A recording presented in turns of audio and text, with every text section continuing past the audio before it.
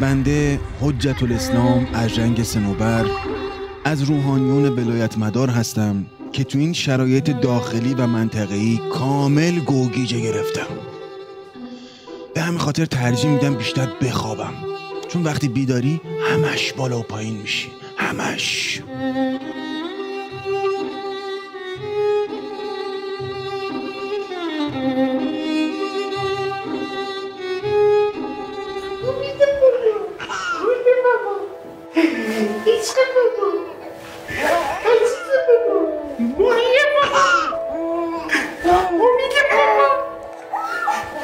این منم. اینم پدرم شیخ ابوالحسن ساواکیه. بالا پایینی های من از همون بچگی شروع شد. اینم اولین سقوط زندگیم بود. این عکس جد بزرگوارم شیخ فضلالله نوریه. اینم عکس 2 نفره آیت الله جنتی با ابو سفیانه. اینم بچگی های فاطمه خانم آلیاس. از همون بچگی بد دهن بود. راستی تو بزرگشی میخوای چی کارشی؟ والا نمیدونم. یعنی چی نمیدونم؟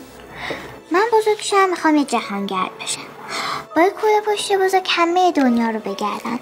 تو چی؟ من راستش دوست دارم آخوند شم. راستی تو چه حیوانی هستی؟ حیوان؟ بی تربیت. به امام فحش دادی؟ کی به دنیا اومدی؟ سال 40. تو گاوی. گاو؟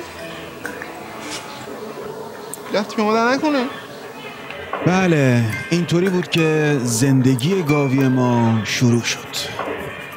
تو همون روزای اول طلبگی قرار شد برم به آقازاده های دمکلفت نظام ریاضی درس بدم.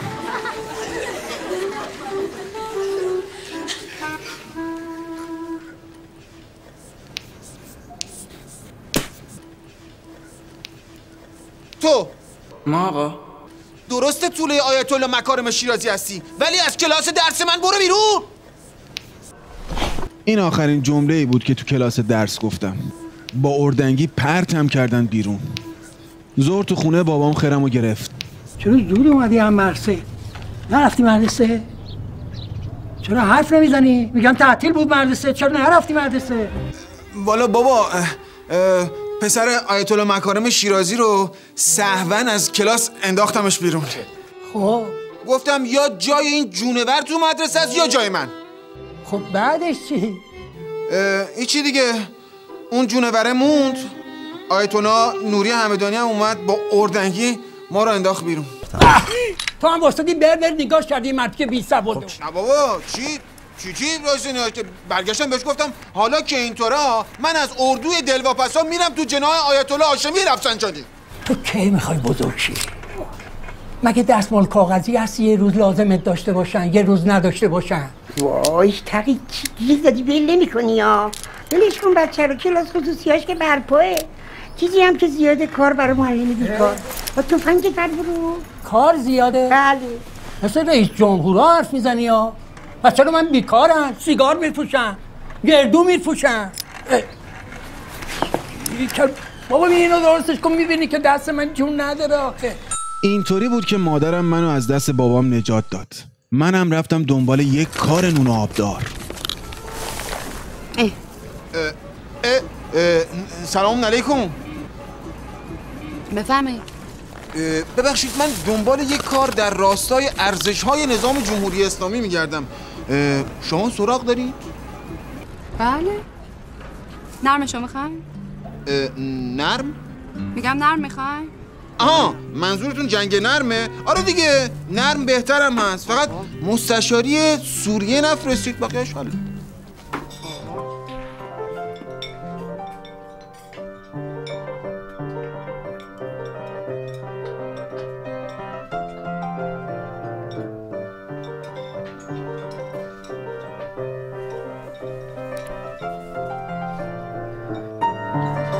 اون یارو رو میبینی؟ آره. اون یکم نگاه کن. آره دیدم اون سبیه بابک زنجانیه، اون یکم فک فامیلای آقای خاوری هن. فکر میکنی ما چیمونه اینا کم داره؟ ها؟ هیچ. هیچ. آره دیگه تازه ما یه چیزم اضافه داریم، ابا عمامه داریم اونا ندارن.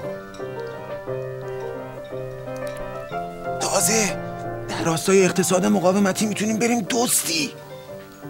جدی میگی؟ آره، میخوای من برات برم یه دکل بدزدم؟ صورت حساب. بابا صبر کن بریم یه چیزی بدزدیم بعد صورت حساب ورده بیار. اینجوری بود که دوباره اشتهام باز شد. بگم غذات هم کم شده ها.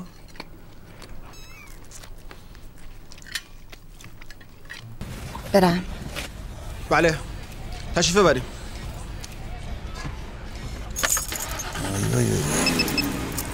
کجا برم؟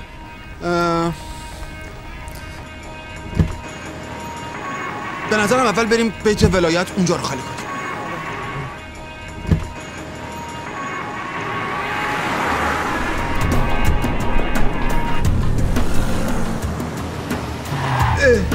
چی شد؟ خودش کس بر مجبور کرده بری دزدی؟ نه واسه چی؟ عزیز من 2 ساعت تو خیابونه تو داری من میچرخونی دور خود سرگردون میکردی. خب بگو کجا برم؟ نه آخه دید خونه مقام عظما اینا بساط پن بود. بیا از همین مغازه آقا مجتبی اینا شروع کنیم. سوپره؟ آره خوبه؟ عالی. ببین این مغازه آقا مجتبی است. اون پشت مشتاش جنس میفرسته واسه حزب الله لبنان. خب حالا برنامه چیه؟ یه چی دیگه، تصمیمم اقدام به سرقته. بریم. دونه 900.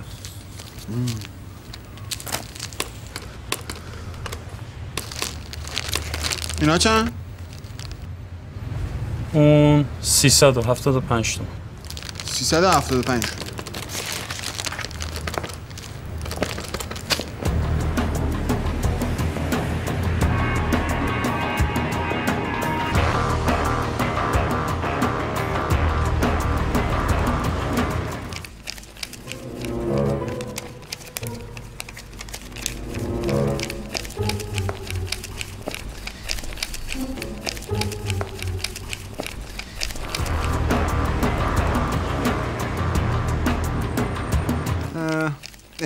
ببخشید اگه یه وقتی یه دزدی با لباس روحانیت اینجا بخواد بیاد دزدی بکنه شما چیکار میکنید؟ بعدم نیست تنوع. میخوام بدونم کدوم دزد مادر مرده هوس این چماق منو کرده. واو چه جالب. انصار حزب الله. خواهش میکنم. دزدیدم پفک دزدیدم. بله دزدیه نگرفت، ما هم دستگیر شدیم. جرمت کم نیست آقای حجت الاسلام ارژنگ صنوبر هست. بله ارژنگ صنوبر. تو مگه نمیگی کارت ضبط و پخش برنامه‌های تلویزیونیه؟ کو فیلماش؟ همین که داریم بازی میکنیم دیگه. از همه اونا بدتر اخفال مأمور دولت. تو مگه مأمور اطلاعاتی؟ والا تو دولت اصلاحات بودیم، حالا دولت عوض شده نمیدونم چی شده. برو بیرون. برو بیرون. ما ایسه پشت در تا بدم پرونده‌تو بیاره. برو بیرون آقا. با رئیس شهربانی صحبت کردم، هر چه زودتر این مشکل برطرف بشه. نشه.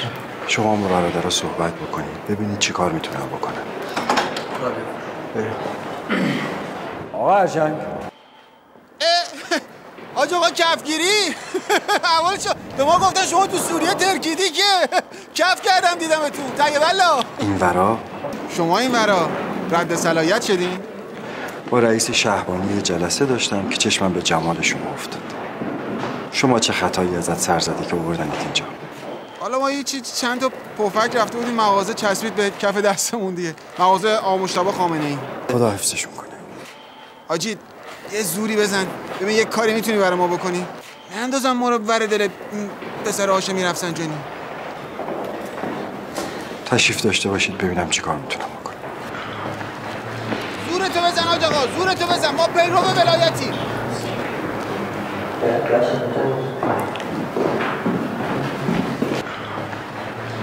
چی شد آقا؟ من دارم اون تو راجع به مشکل شما صحبت می‌کنم. دست شما در نکنه واقعا. با اینکه فیلم‌های نامناسبی همراهتون بوده، ولی دارم صحبت می‌کنم به واسطه سابقه خوبتون این بار رو از شما بگذارم. والا آقا شما که میدونید ما تو حزب الله لبنان بودیم، بعدش هم که رفتیم تو نشر آثار امام. این فیلم‌ها مال همون موقع است.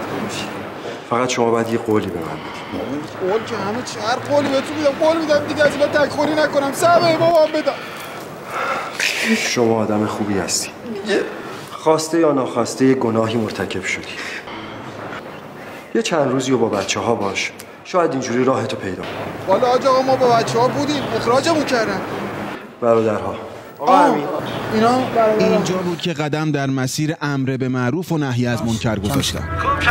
کامتو بده تو موهاتو، بده تو. امیدوارم در کنار خانواده‌تون لحظات. سلام برادر. علیک سلام. سلام برادر.